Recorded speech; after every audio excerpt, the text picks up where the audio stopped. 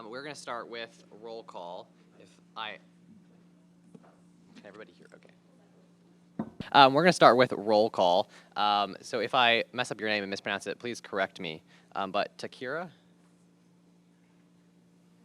I'm obviously here. Ismail, I see you're here. Zoya, cool. Lillian, Lavender, Izzy, it's not here.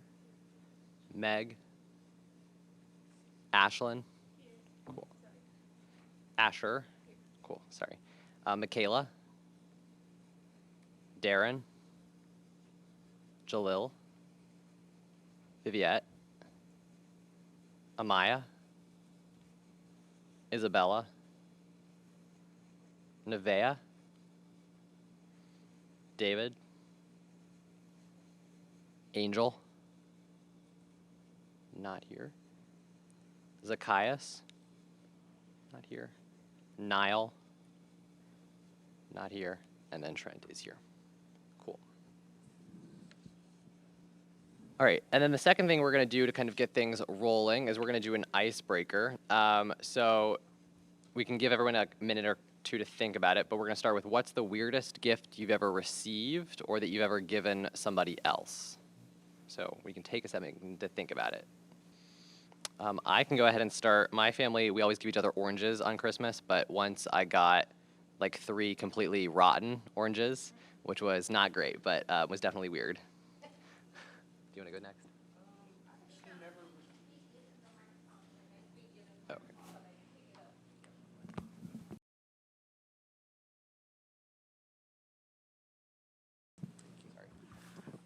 I actually never received a weird gift. I don't receive a lot of gifts. I give more than I receive. So, yeah.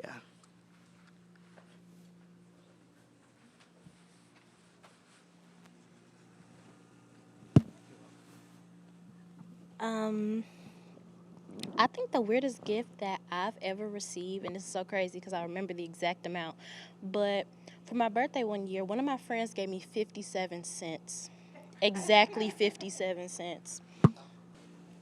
I don't think I've ever received a weird gift besides maybe like a gift card to a place I've never been to, maybe. I got like a really weird Barbie doll one time. Like someone colored on it and gave it to me. I got a pack of icebreakers once, which isn't like that weird, but I ate all of them and I threw up. So I guess the gift was like stomach problems. So my mom's friend has this collection of like gnomes and each of them are themed. And so for Christmas one year, she's like, "Oh, here you go. I have 3 of this exact same gnome. So you guys can just take this. It'll be like my Christmas gift for you." So we just had this like Christmas themed gnome that was, I guess, her gift to us, which was really sweet of her. But we pranked my sister, so we like made it think that that was her Christmas gift from us, and she's like, "Oh, thanks guys," but it was just this really weird themed gnome. One time I received like just a blank sheet of paper. They told me like happy birthday and like handed me a blank sheet of paper and walked away with no explanation of it. I can't really think of anything weird right now. One time, my cousin, who was like 6 or 7 or 8 at the time, gave me like this big bag, and I opened it and I was like, "What's in here?" And I couldn't find anything. He was like, "Look in the wrapping paper," and I like opened it, and in there was like a little cutout picture of him. And I was like, "What's this for?" And he was like, "I don't know, just so you can have it." And I was like, "Thanks." All right, awesome. Thank you. I don't know if we sent out the minutes from last meeting, but if there's any amendments that want to be made or corrections made to them, if not, we can approve them, the minutes from last meeting. And then the main business for today is we're going to break into our subcommittees for the first time, and these will be the groups that you're working with in the next couple of months, really brainstorming ideas or recognizing problems that we have, brainstorming ideas for them, and then proposing them for the full board. So hopefully everybody signed up for a subcommittee. If you haven't, you can come up here and we can get you placed. The way it's going to work, as I explained in my email, is we're going to have essentially a primary committee and a secondary committee. The primary committees will meet first, and they'll meet for longer periods of time, and then the secondary committees will meet second. And so this gives us the opportunity for every member to be involved in multiple issues if that's what they want, but then also allows the meetings to move more smoothly. So we have 5 committees. If we kind of want to do one section of the circle be each committee, we're going to meet for the first one for about half an hour. The goal is to elect a chair. So if there are more than one person interested in being a chair, you're going to have just 1 to 2 minute speech for each of those people, and then you'll vote just by raising your hands. Please note, if you are a chair, you can only be on that one committee. So that's an issue that you're really passionate about. And then you're going to start brainstorming issues that we've previously talked about, and then solutions that you may want to investigate and learn more about. So those are your kind of 2 agenda items. So if we kind of want to have substance abuse as a committee up here, youth development over there, and then there is public safety over there, road safety over there, and then the final committee, I guess, can be in the back. Any questions about that? And if you need a reminder about what committee you are, come see me. I put it in the email that I sent out yesterday, but we can break into those.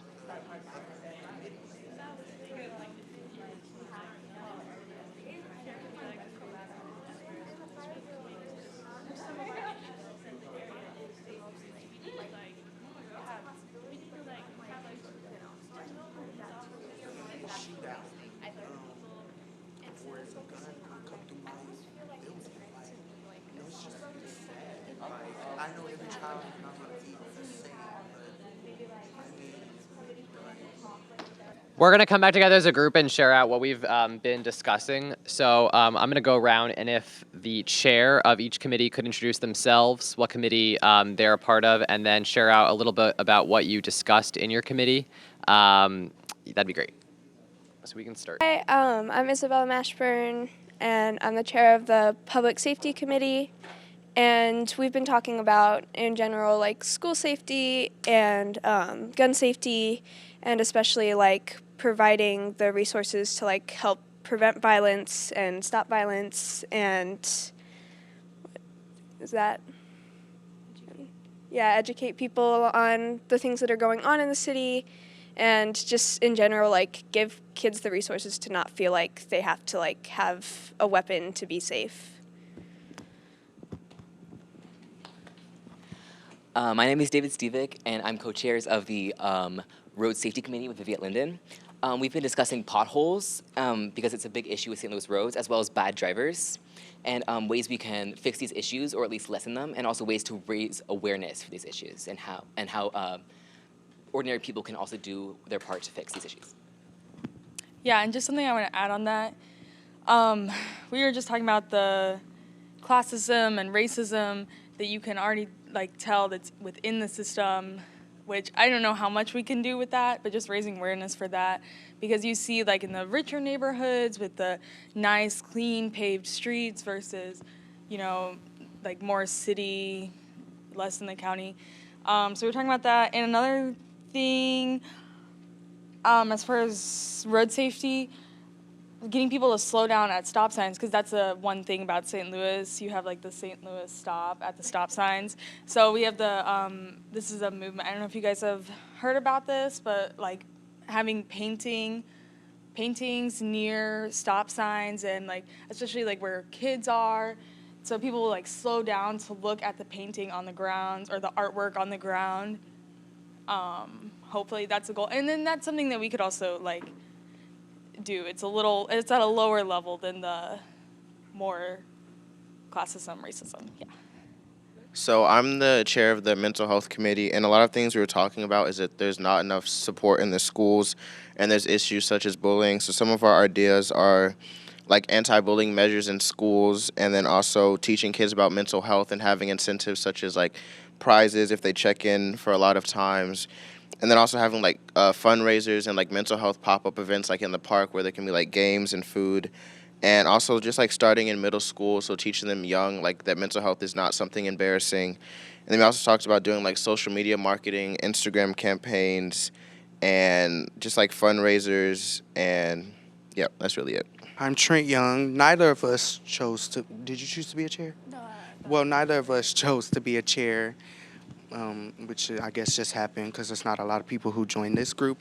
But what I really wanted to talk about was in youth development was seeing a lot of children in our age group who cannot speak properly. And I know some children have issues with stuttering and dyslexia, all the other issues, but you see a lot of children who smack their lips when they talk, smack their legs, and it's just like sometimes when you sit up there and see that, it's a little embarrassing because it's just like you kind of give our age group a bad reputation, like thinking, oh, we can't speak right, especially our generation. So, and also cursive writing. Someone said that before at the last meeting, and I just really like that she said that because even though you won't always have to use cursive writing, especially because we have technology where we do a lot of emails and type online, I just feel like cursive writing is a more professional way, especially when you see kids who don't have eligible writing and who some people will say write sloppy or do not write correctly. And I see that a lot in my school district. And everyone's not going to write the same. Like, no one's going to be the same or write perfect. But you also want to have eligible handwriting because when you get a job, like, I mean, they may consider not hiring you just because they can't read your handwriting. So that's really what I wanted to focus on. I wanted to focus on giving children, because as I was passing by here, I was seeing like groups of children just wandering around the area when they should be at home like studying or just doing their homework. I feel like we need like a youth center to like give kids opportunities to learn about themselves, have like activities like sports, music, art, because these children they cannot learn much about themselves wandering the streets, especially in such dangerous neighborhoods where there's gun violence and like gang activity around. These kids could like be brought into those groups because children can be easily manipulated by adult figures. So I feel like if we had like a youth recreation center, it could help prevent those things. And as I was thinking that youth development can like tie into like and collaborate with like mental health and substance abuse, gun violence committees. That's what I was just thinking. Awesome. Well, thank you all for sharing everything you've been talking about. We're going to do now our second round of committee meetings. So these are going to be your secondary committees. This is going to be slightly shorter. We're going to go to about 7:10. So if you don't remember which secondary committee you signed up for, again, feel free to ask. And so chairs, you're going to stay where you are, and then everyone's going to move to their secondary committee. If you're new to a committee, introduce yourselves. Chairs, if you can introduce yourselves, that would be great. You're going to have kind of the similar discussions. You can go a little deeper. And specifically, it'd be great if you can think about things you would want from me and from us going forward. So if that's information, if that's a guest speaker, if that's kind of specifics about your issue, kind of create a list about what would be helpful for you to be productive in the future.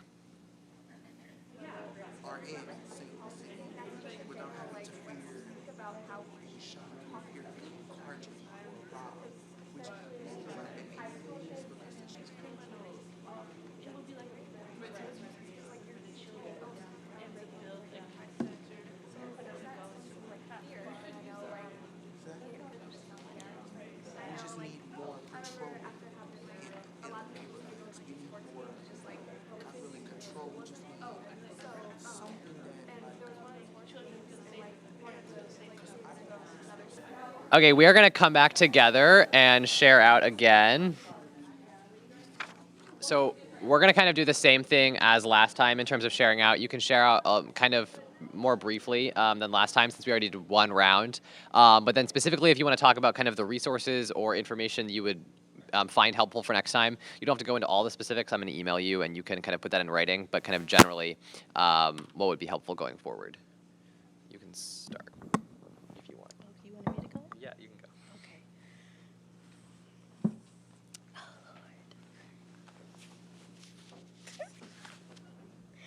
Lord. Alrighty. Hi, everybody. I'm Zoya. And our topic was substance abuse. And a few things that we wanted to touch on is the fact that it's not spoken on enough.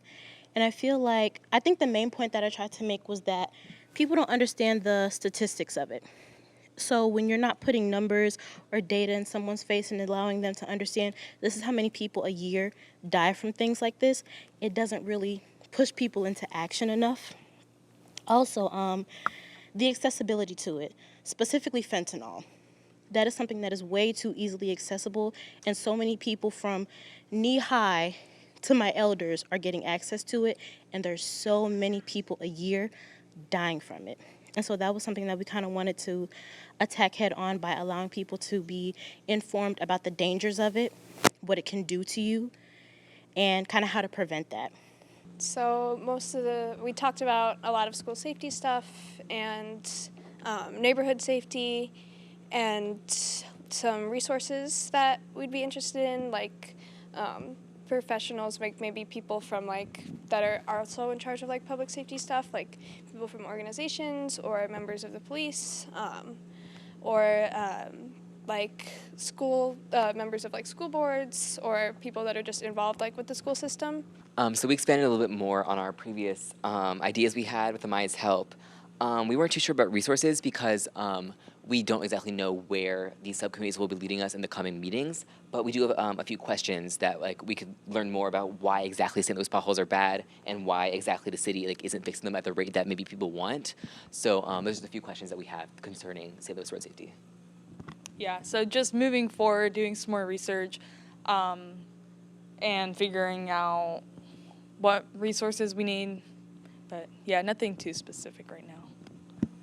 So with their help, we expanded on the mental health. So we talked about having student ambassadors in the schools where students can have open dialogue about what's going on with them at home, having more interactive counselors or free therapy and social work, because I've seen things and they have seen things where someone might be struggling with mental health and they may say they want to kill themselves or there's something going on, and all the counselor does is call home or say they're going to send them to a mental hospital, and that doesn't help anything. Or if they're going through something at home, I had a friend in middle school, something was happening with him with his parents, and they called his parents, and the things at home just got worse. So just having actual support that is not just calling home. And also following up with students, so the counselor, once they help them, maybe checking back in with them. And we also talked about just having therapy that's available to students in underfunded schools during the school time, because they don't have the liberty for their parents to take them to therapy, or their parents might not even believe in therapy. So just making sure the students are able to get the support they need without their family knowing, because for a lot of students what's going on is with their family, whether it is they have 5 or 6 siblings they're taking care of, or if they're being abused at home or mentally abused at home. So just telling someone's parents what's going on is not helping, and it's actually hurting. We also talked about having after graduation support and programs, whether it's in high school, where people have the opportunity to maybe get away from their family, be able to have jobs and opportunities where they don't have the need to maybe stay after home after high school, and just having after school and during school programs like study hall and resources from the teachers. And resources we talked about were maybe having a speaker about mental health, and maybe even having a student maybe talk about their experiences, and just having sponsors, because a lot of these issues are in underfunded schools, and if we have outside sponsors in the community, that can really help us. Awesome. Thank you again for sharing all of that. I'm going to I'll probably send you an email, chairs, looking specifically at what resources you would find helpful and what information you would want going forward to make next month's meeting as productive as possible. So the final item on our agenda is announcements. I have 2 announcements. The first is we were encouraged to kind of develop and brainstorm and decide on what we as a council and as a council would have in terms of our press policy, so interacting with the press if that should arise. So I think I will probably send you kind of a form brainstorming that idea, and we can get different people's insights, what you would be comfortable with, what you would be interested in doing.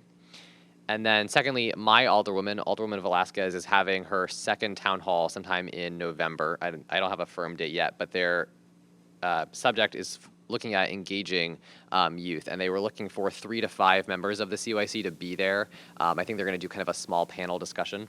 So I will probably be there, but I would love to have other people there as well. So I will send that in an email, and if anyone's interested, and when I have a date, I will send that to you. But that would be great to be there as well. So are there any announcements from other leaders, other members who would love to share?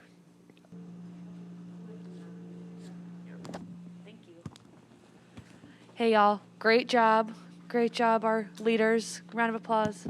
Yay. Christine, what about you? This is a sort of a repeat announcement from last time. We are doing our best to send out the survey about what community wants the city to do with the RAM settlement funds. We're doing our best to get that to all corners of the city. And in that vein, up here we have a flyer that has a QR code that will take you to the website, which has the survey and the ideas portal. But we also have a paper survey. And my recommendation to you is to take a paper survey and give it to someone you know who might be less tech savvy and maybe help them fill it out. And then you can send it, honestly, you can just send it to me and I'll upload it. There's information about where to send it on the form as well. But yeah, we're trying to get the paper surveys out as well as the online surveys because we know it's hard for a lot of people to access the online version. Secondly, if you guys could leave your name tags, I'll collect them and bring them to the next meeting. And thirdly, just want to thank Miss Lee and Annie Malone for hosting tonight. The space was wonderful and we really appreciate it. Thanks. Okay, so I just wanted to share. So I was the grant reviewer for the St. Louis Mental Health Board through the City Youth Council, and I wanted to share that we were able to pass 2 grants for these safe spaces in the city, just giving them funding for some activities. So I just wanted to share that. Thank you.